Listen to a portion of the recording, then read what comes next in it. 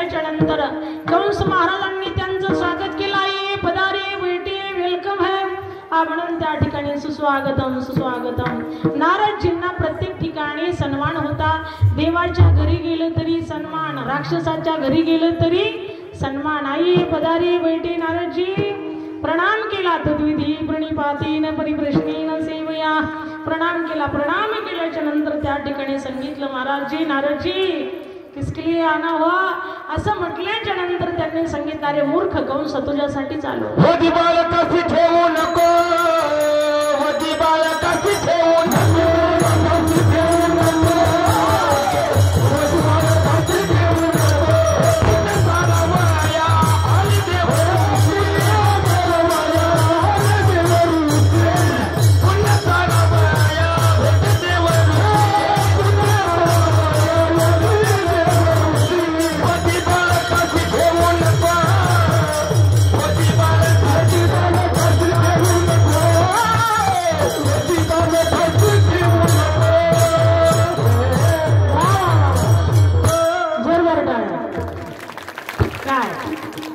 गोड छान साचूक प्रमाण दिलं. पुण्य सारावया भेटे देव ऋषी वदी बालकासी ठेवू नको, वदी बालकासी ठेवू नको. पुण्य यांचं संपवण्यासाठी नारद महर्षी आले आणि सांगितलं वेडा आहेस की काय कंसा, मूर्ख आहेस की काय कंसा, अरे तो असताना कीर्तिमान नावाचा मुलगा तो परत दिला ना त्याला सुद्धा मारून टाक. हो लगेच थोड दिशेने उठला धावत पळत काळ कोठडीपर्यंत गेला. देवकीच्या मांडीवरती मूल होतं ते असताना पायाला धरलं, सरकीने ओढलं, फिरवलं आणि गरकन शिडेवरती आपटवलं. हो सहाही मारीत दुराचारी, सातवा जो युग मायानेत आश्चर्य करीत मना माझी. सातव्यांदा वैराम दादा रोहिणी उदरी नेहुणी गातला, नकळी कोणाला देवाविना. रोहिणीच्या उदरी मायेनं नेहून घातला, देवाशिवाय इति गुह्यतमं शास्त्र विदमुक्त मयण ग कोणालाही कळलं नाही. आणि आठव्यांदा भगवान कृष्ण कन्हैया गोकुळ अष्टमीच्या दिवशी मध्यरात्री 12 वाजता प्रगट झाले. आयोनी संभव नोहे काही श्रमी, नामयाचा स्वामी प्रगटला. कृष्ण कन्हैयाला लगी 8 वर्षाची मूर्ती प्रगट झाली. परंतु राम अवतारामध्ये 8 वर्षाचीच मूर्ती प्रगट झाली होती. कौशल्या मैया म्हटली बेटा छोटा हो जाइए का प्रभू रामचंद्र छोटे झालते. मैया म्हटली अरे पुन्हा एक काम करायचंय काम, रडायला सुरुवात करा. रडायला लागले. तसं देवकी मैयाने रडायला सांगितलं नाही, छोट व्हायला सांगितलं पण रडायला सांगितलं नाही. तिला माहिती होतं हा पापी कंस रडला ना माझा बाळ की लगे धावत पळत येईल, म्हणून त्या ठिकाणी परमात्म्याने 8 वर्षाची मूर्ती प्रगट झाली आणि सांगितलं आता भ्यायचं काम नाही. निर्भय झाले वसुदेव देवकी. परंतु देवकीला मात्र त्या ठिकाणी छोटीशी भीती वाटली. त्या ठिकाणी देवकी म्हटली सोडा सोडा मिठी, लपवा लपवा जगजेठी, झणी कंसासी कळेल माझ्या बाळासी मारील. व त्यावेळेस वसुदेवाला त्या ठिकाणी शंका आली, माझ्या हातात बिड्या पायात बिड्या कसं काय करू. ओ उचलेला कमलापती पायीची बंधने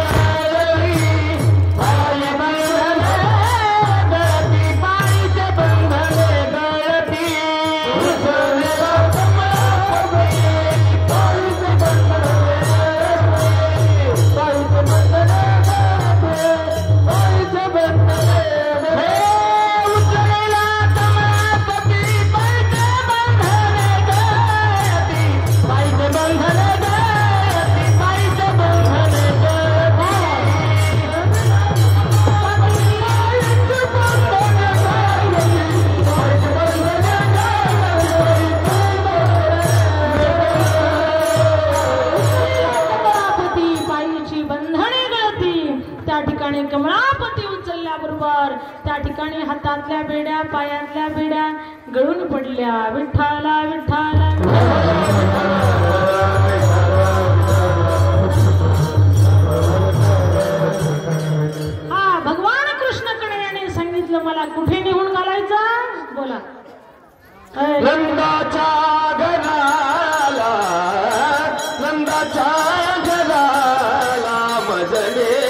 गोकुळाला माईक चालू करा पकडाचा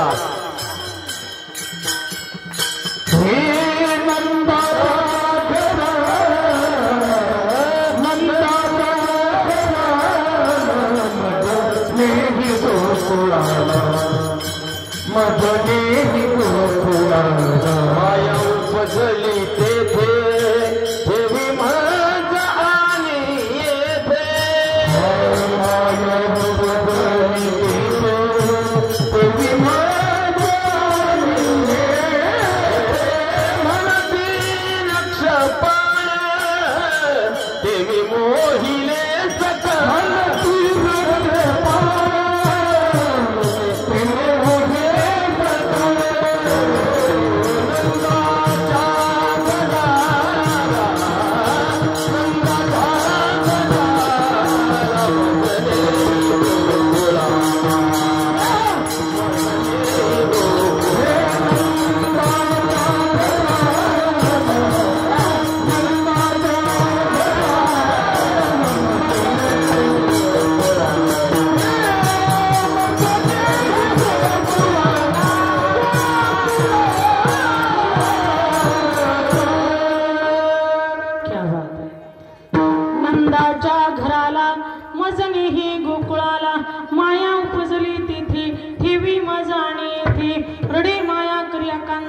नामामणी उठती दूत. त्या ठिकाणी वसुदेवजी महाराजांनी कमळापती उचलल्याच्या नंतर त्या ठिकाणी म्हटले आता हे जे सर्व रक्षपालक आहे भगवान परमात्म्याने सांगितलं ते म्या मोहिले सकळ म्हणती असे रक्षेपाळ ते म्या मोहिले सकळ चिंता करू नका पिताश्री. त्यांच्यावरती सुद्धा मोहिनी असर टाकलेला आहे ते सुद्धा सध्या कोमात गेलेले आहेत. तुम्ही बिंदास्त मला निघून सोडा. कारागृहाच्या बाहेर आले. मंद मंद पडे पाऊस श्री छाया करी शेष. मंद मंद पाऊस पडू लागला परमात्म्याचं स्वागत करण्यासाठी. पण शेष भगवान आले माझ्या प्रभूला पाऊस लागू नये म्हणून वरती फडी धरली. श्री छाया करी शेष. त्या ठिकाणी यमुना मैया ही वाट पाहत होती. माझे स्वामी आलेले आहेत माझे स्वामी आलेले आहेत म्हणून त्या ठिकाणी आनंदित झालेली होती. दुथड्या त्या ठिकाणी वाहून चालली होती.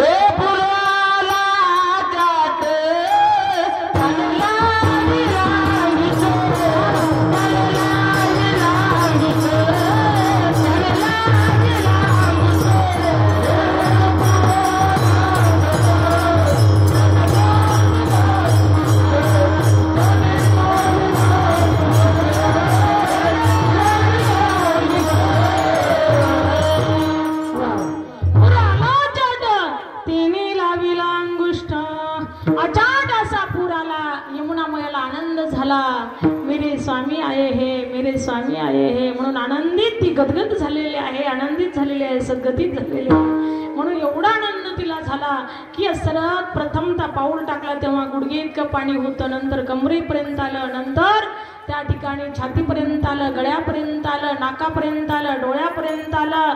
वसुदेवाच्या मनात भाव होता मी मेलो तरी चालल पण माझा पुत्र वाचला पाहिजे. ही बापाची माया असते बाबा. बापाचं किती प्रेम असतं हे सांगता येत नाही शब्दामध्ये. बाप स्वाभिमानी बाळा त्याचा कणख रिकना त्याच्या हृदयात स्वतःला जाळूची संवेदना. त्याची पहाडाची छाती त्याची हृदय गुलाबा त्याच्या घामांना स्वतः हिऱ्या मोत्याचा रुबाब. बाप साठवितो अश्रू वाट पाहित्या क्षणाची जन्मभराची रडत लेक जाताना सासरी. महाराज एवढं प्रेम असतं बापाचं लेकीवरती तर जास्तीच असतं. महाराज विदेही जनक सीता मातेला वाट लावताना त्यांच्या सुद्धा डोळ्यामध्ये अश्रू आले. पहाडासारखा पार्वतीचा बाप पर्वत राजा पार्वतीला वाट लावताना त्याच्या सुद्धा डोळ्यामध्ये पाणी आलं. म्हणून बापाची माया फार असते. किती कठोर अंतकरणाचा बाप असला ना तरी आपली असणारी लाडली लेक ही वाट लावत असताना त्याच्या डोळ्यामध्ये अश्रू येतात. तो किती कठोर असो त्या ठिकाणी ज्यावेळेस मुलीला वाट लावतो ना त्यावेळेस त्या ठिकाणी मुली देखत रडत नाही, पण घरात जाऊन मात्र संध्याकाळी तिला वाट लावून एकदा निवांत झाला की त्या ठिकाणी उशी थोबड खुपसू खुपसू तोंड खुपसू खुपसू त्या ठिकाणी रडतो. महाराज एवढे त्याच्यासाठी खरोखर मुलीने एवढं प्रेम त्याच्यावरती केलेलं असतं म्हणून मुलीच्या आठवणीमध्ये तो बाप रडत असतो. आणि दुसरं म्हणजे बाप जीवनामध्ये दोनदाच रडतो बरं का. एक मुलगी वाटी लावता आणि दुसरं एक मुलगा जेव्हा आपल्यातून वेगळा राहतो आणि जवळून गेला तरी आपल्याला तोंड भरून आई म्हणत नाही, बाबा म्हणत नाही, त्यावेळेस असणाऱ्या बापाच्या डोळ्यामध्ये टचकन पाणी येतं.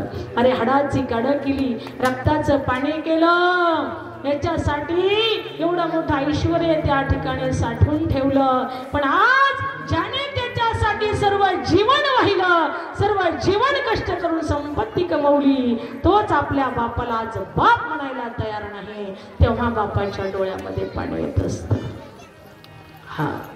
म्हणून या ठिकाणी वसुदेवाच्या अंतःकरणातला भाव आहे, हे प्रभू, हे भगवान, माझं काहीही झालं तरी चालेल, पण माझं लेकरू वाचलं पाहिजे. मी यमुनेमध्ये बुडालं तरी चालेल, परंतु माझ्या बाळाला काही झालं नाही पाहिजे. हो, त्यावेळेस असतं त्या ठिकाणी भगवान कृष्ण कन्हैयाच्या लक्षामध्ये आलं, ही यमुनाबाई जोपर्यंत मी दर्शन देत नाही तोपर्यंत खाली जात नाही. म्हणून त्याशी लावीला अंगुष्ठाचं दर्शन झाल्याबरोबर यमुना मैया ओसरली. वसुदेवजींचा प्रवास पुढचा पूर्ण झाला. नंदरायजीच्या घरामध्ये गेले. यशोदा मैया त्या ठिकाणी ज्या महालामध्ये होत्या, ज्यांच्या हॉलमध्ये गेले, त्यांच्या पलंगावरती कृष्ण कन्हैयाला ठेवलं. माया तिथे प्रगट झाली होती. तिथे असं यांना ठेवलं, त्यांना घेऊन निघाल्याच्या नंतर कारागृहामध्ये आल्याच्या नंतर रडे माया करे अकांत, नामा म्हणे उठती दूत. सगळे दूत उठले, आपला शत्रू आलेला आहे, राजाला सांगायला धावत पळत गेले. राजा खटकं घेऊन आला आणि त्या ठिकाणी आल्याबरोबर देवकी मैया रडू लागली, भैया मत मारी है, बेटा नहीं है, बेटी है, भांजा नहीं है, भांजी है, तुम्हारा क्या बिगड़ सकती है, छोटी सी है, नन्ही सी है, प्यारी सी है, मेरी बच्ची है, बच्चा नहीं है, मत मारिए. सांगितलं खत खत खत खत खत कंस हसला आणि सांगितलं दाल में कुछ काला है. अरे आकाशवाणी हुई थी बेटा होने वाला है, बेटी कैसी हुई है. या कपटी कंसाने काहीतरी गडबड केलेली आहे म्हणून असे मनामध्ये शंका घेतली आणि त्या ठिकाणी त्या मुलीच्या पायाला धरलं, गरगर फिरवलं, हातीची निष्ठुणी गेली आणि आकाशवाणी झाली, हे मूर्ख कंस, तुझे लागी वधी बदला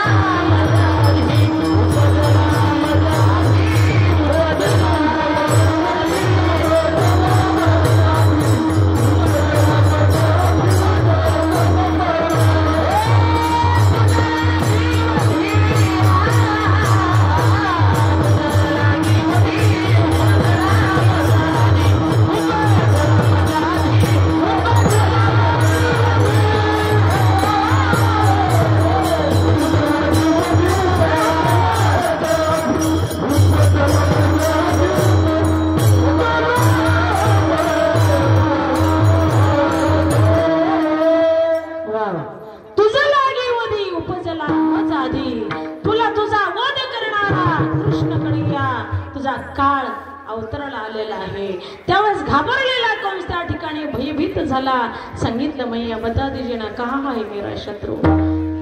माते सांगितलं, अपने आप ढूंढ लीजिए. त्यावेळेस भयभीत झालेला बोलता जीविता सेजीशी पैनीची आला आला मज मारावया. भयभीत झाला कंस आणि त्या ठिकाणी इकडे तिकडे धुंडू लागला.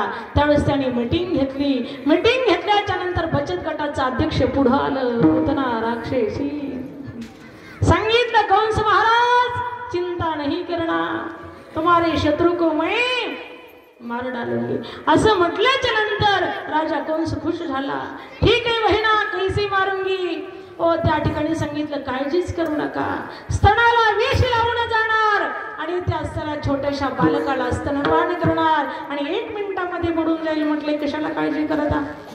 ठीक आहे, त्या ठिकाणी ठरल्या पद्धतीने त्या ठिकाणी गेली आणि इकडे मात्र नंदरायजीच्या घरी तर फार आनंद चाललेला आहे. इकडे मात्र यशोदेच्या महालामध्ये त्यांची ननंदबाई नंदरायजीची बहीण सुनंदा तिथे गेली आणि गेल्याच्या नंतर पाहती तर त्या ठिकाणी छोटासा गोंडस राजस सुकुमार मदनाचा पुतळा रविशेषी कळा लोकप्रिया सुंदर असं ते बालक दिसल्याबरोबर आनंदित झाली आणि उड्या मारतच आपल्या भैयाकडे गेली. भैया पुत्र हुआ है गवळण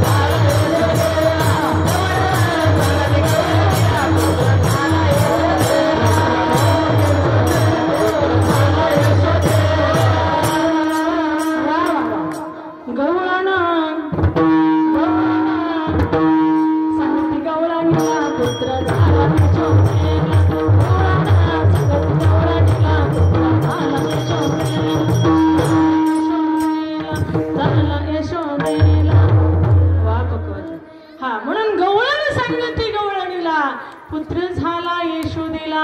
एक धावे एकी पुढे गडबड चाललेली आहे सगळ्यांची. तिथीच्या पुढे एक धावे एकी पुढे ताटी वाटी सुंटवडे. काल्याच्या कीर्तनाला पुढच्या वर्षी सुंटवडा डिंकवडा घेऊन येत जा. कृष्ण जन्मले की खायला सुरुवात करायची जागीच. ताटी वाटी सुंटवडे सोयीणीची गलबल झाली दासी जणी झाली गवळण संगती गवळण पुत्र झाला यशोदेला. संगती गवळण पुत्र झाला यशोदेला.